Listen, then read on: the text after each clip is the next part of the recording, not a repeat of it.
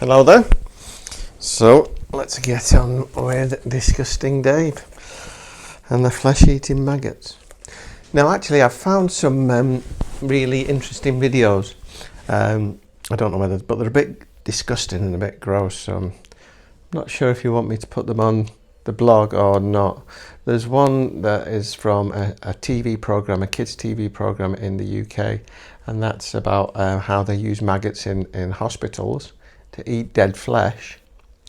And then there's another one that's about how maggots are great for the environment because they decompose all the rotting dead animals that are around that just die naturally in the wild. So let me know if you want me to post them, but only watch them if you've got a strong stomach. Right, so where were we? Banger grabbed him by the collar because Banger's dad has got the maggots because he was going to use them for fishing. Chapter 9. As Banger dragged me along the street by my collar, I kept thinking that I was now a truant, even if it wasn't my fault. A truant is when you don't go to school, but you've not got an excuse. So you should be in school. It's not because you're ill or you're going to the doctors or anything like that. I sort of half walked, was half dragged along by the ever more frantic Banger, who kept repeating all the time, "What are we going to tell him? What are we going to tell him? What are we going to tell him?" in a nervous voice that showed he wasn't looking forward to telling his dad that he couldn't use the maggots. It sounds like Banger's scared of his dad, doesn't it? "Maybe we won't have to say anything," I said. "Maybe the maggots have eaten him." Bash! Banger thumped me in the ear with his free fist. "Don't you say that sort of thing about my dad," he growled. We hurried along through the streets like this for about a mile. A mile is, do you know how many kilometres or how much? It's 1.6 kilometres, so, about 1.5 miles. No one stopped us. It must have been obvious to all passers-by that I was being kidnapped, but no one stepped in and tried to save me. To be fair, if I'd been a passerby and taken a look at Banger, I don't think I'd have tried to interfere either. He may not have been very bright, but he looked like a big thug. A thug is a violent person. By the time we got to the towpath of the canal, I was out of breath and half strangled by my collar, which was now so far up around my head, I was having to look through the buttonholes in my shirt to see where I was going. "There he is," said Banger, and he stopped suddenly. I crashed into him and fell over. "Ow," I said. Banger wasn't listening to me.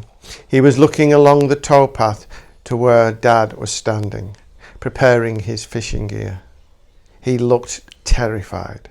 I'd seen Banger look like this before, but that had also been when he was with his dad and his dad was telling him off.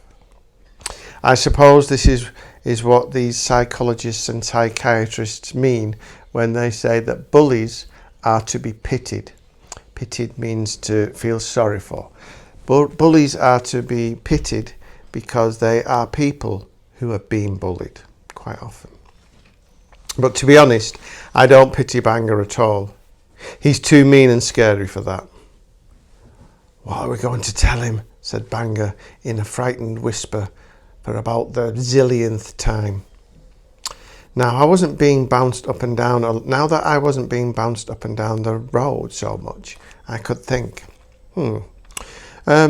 We tell him the maggots have got a disease, I suggested, and if he uses them, he might kill the fish. Banger looked at me, his mouth dropped open, and for a second I thought he was going to sneer, stupid, like he usually does, and bash me. But he said, "Brilliant, you tell him." "Why me?" I started to say, but I only got the first word out when I felt myself being lifted off the ground again by my shirt and dragged along the towpath by Banger. The towpath is the path, and it's specific to canals. It's the path along the canal. And many, like hundreds of years ago, before they had engines, what they would have was sometimes they'd have a horse on the side, and that would pull the barge, the boat, along. So they would tow the boat.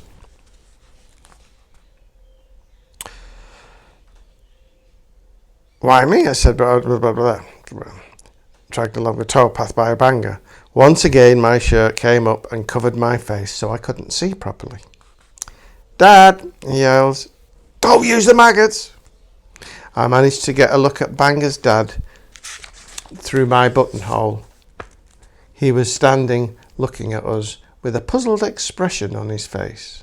Or again, it could have just been one of his many tattoos. He might have had tattoos on his face, you see. What? He said. Banger put me down.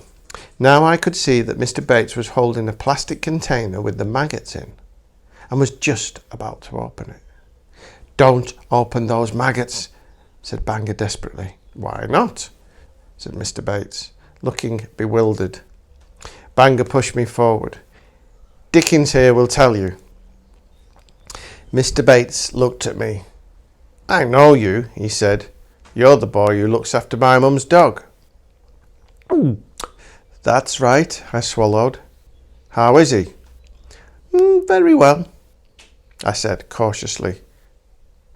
Is he still farting? He asked and laughed. Banger's dad laughing was even more terrifying than the sound of a Rottweiler growling. It was this low rumble that came from somewhere inside his enormous frame, and when he opened his lips to let it out, you could see all the gold fillings in his teeth. He must have had a whole bank's worth of money just in his mouth. There's his dad there. With the fishing rod, you see he's got tattoos all around. And he's a big man. Now and then, I said, but they're not as smelly as they used to be, most of the time. The maggots, hissed Banger urgently in my ear. Yeah, said Mr. Bates. What about them? They've got a disease, I said, and they might kill the fish. Mr. Bates frowned. What sort of disease? I hadn't expected him to ask that. Desperately, I tried to think of a name of a disease that affected maggots, but I couldn't. I'm okay when it comes to human diseases because my hobby is human biology, and that's what I want to do when I leave school. But insects are Suki's department. Remember, his friend. Let's see what's wrong with them, said Mr. Bates. And with that, he pulled the lid off the container. No! Yelled Banger in alarm. He leapt forward to try and push the lid back on, but he tripped and fell and knocked the container out of his dad's hands. The maggots flew up into the air and landed on Banger, in his hair and on his clothes. Factoid. Fish diseases. Many fish suffer illnesses from parasites that connect on to their scales.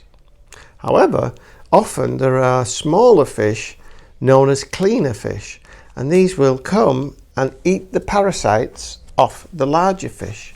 I've seen that on a lot of documentaries. They have, if you see the largest fish, the whale shark, which is the biggest shark in the world, but it's not very scary because it just eats like plankton and things like that. Sometimes you see like about 10 little fish around it all the time, nibbling off any of the parasites. So they're useful. Cleaner fish. Let's get back to it. All the maggots are in his hair. They'll eat his brain cell. The one of them. Ah! Screamed Banger. They're eating me! In desperation, he hurled himself into the canal, right under the water. Luckily, the canal is only about 4 feet deep, so when he stood up, dripping wet, his head and shoulders were sticking out of the water. 4 feet. Can you remember how many feet are in a metre? I said approximately. So yeah, a metre about this is 3 feet. So it's about 1 metre and 30 centimetres. so his head was stuck out of the water. Mr. Bates stared at him, stunned. "Edward!" I decided I didn't want to be there for the explanation, and anyway, the maggots were out in the open, so I turned and headed off back along the towpath as fast as I could. Behind me, I could hear splashing sounds as Banga fell over and stood up again and bashed at the water with his hands to stop the maggots getting onto him. But I didn't hang around long enough to find out what happened next. Escape was my only plan. Bam, bam, bam. Okay, so the maggots have escaped. They're out of the box. I wonder what's going to happen next. I don't presume that Banga's going to be very happy, or his dad.